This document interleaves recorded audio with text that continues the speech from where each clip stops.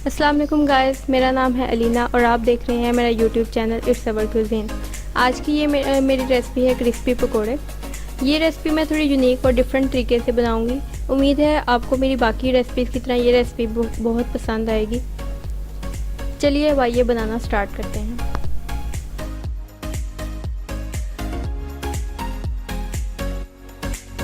इसके लिए आपको जिन इंग्रेडिएंट्स की ज़रूरत है वो है 2.5 कप बेसन, 2 बड़े आलू जिनको मैंने बारीक काट लिया था, पालक,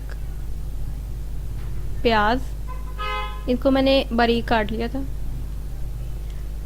हरा धनिया और हरी मिर्चें, हाफ़ टी स्पून सूखा धनिया, 2 चुटकी हल्दी, 1 टेबलस्पून नमक, 2 चुटकी मीठा सोडा, हाफ़ टी स्पून कुटी हुई लाल मिर्च, 1 टेबलस्पून ज़ीरा और हाफ़ टी स्पून लाल मिर्च पाउडर।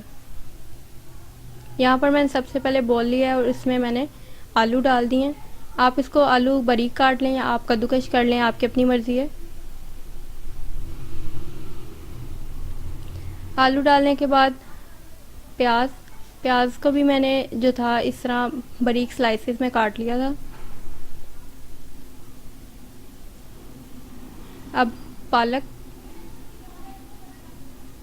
पालक अगर आप ना डालना चाहें तो आप ना डालें बेशक। चॉप किया हुआ हरा धनिया और चॉप की हुई हरी मिर्चें,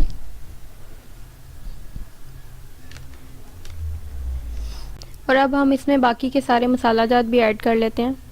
नमक आप हस्बे ज़रूरत ले लें, अगर आप कम डालते हैं तो कम डालें। अब इसको हाथ की मदद से मैं ये मिक्स कर लेती हूँ।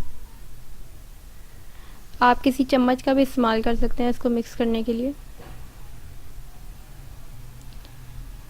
ये सारे जो सब्जियां और चीज़ें हैं उनको अच्छे से मिक्स करके आपने इसमें थोड़ा थोड़ा करके बेसन ऐड करते जाना है। बेसन जब आप डालें तो उनको सारे जो सब्जियां हैं और मसाले हैं उनके साथ अच्छे से आप मिक्स कर लें। मिक्स करने के बाद आप इसमें थोड़ा थोड़ा करके पानी ऐड करें। पानी मैंने इसमें यहाँ पर बहुत कम डाला है क्योंकि यहाँ पर आलू और वो जो प्याज होते हैं उनका अपना भी पानी होता है, तो जब आप बेसन उसके साथ मिक्स करते हैं तो वो खुद ही 5 मिनट के अंदर अंदर इनमें अच्छे से मिक्स हो जाते हैं। ये अब आप ये सारा मैंने मिक्सचर बना लिया। अब बस आपने इसको ऑयल गरम करना है और तल लेना है। ऑयल यहाँ पर मैंने काफ़ी गरम कर लिया हुआ है और आपने इसको मीडियम फ्लेम पर तलना है ताकि अंदर से ये कच्चे ना रह जाएं।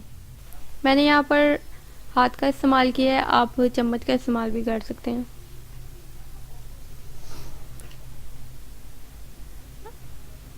अब सब पकोड़े मैंने एक एक करके इसमें डाल दिए हैं। अब थोड़ी देर के लिए इनके जब एक साइड गोल्डन ब्राउन हो जाए तो आप उसको टर्न कर लें और फिर दूसरी साइड पका लें। पकोड़ों को आप इसी तरह 2-3 मिनट के लिए पकने के लिए छोड़ दें। जब एक तरफ से ब्राउन हो जाए तो अब दूसरी तरफ से इनको ब्राउन कर लें। ये पकोड़े पक गए हैं, बस हमने इनको अब बाहर निकाल लेना और डिश आउट कर लेना।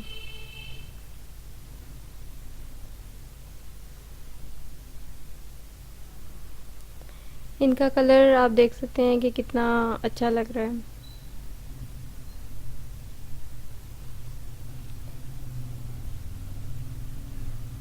ये मैं अब इनको प्लेट में निकालती हूँ।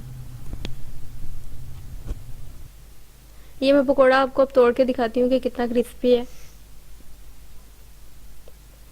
और अंदर से ये पूरी तरीके से पक भी चुका है। अगर आपको मेरी आज की ये वीडियो अच्छी लगे तो मेरी इस वीडियो को लाइक करें, मेरे चैनल को सब्सक्राइब करें और बेल आइकन को प्रेस करें ताकि आपको मेरी आने वाली वीडियोस के बारे में नोटिफिकेशन मिलता रहे। Thanks for watching my video. अल्लाह हाफिज़।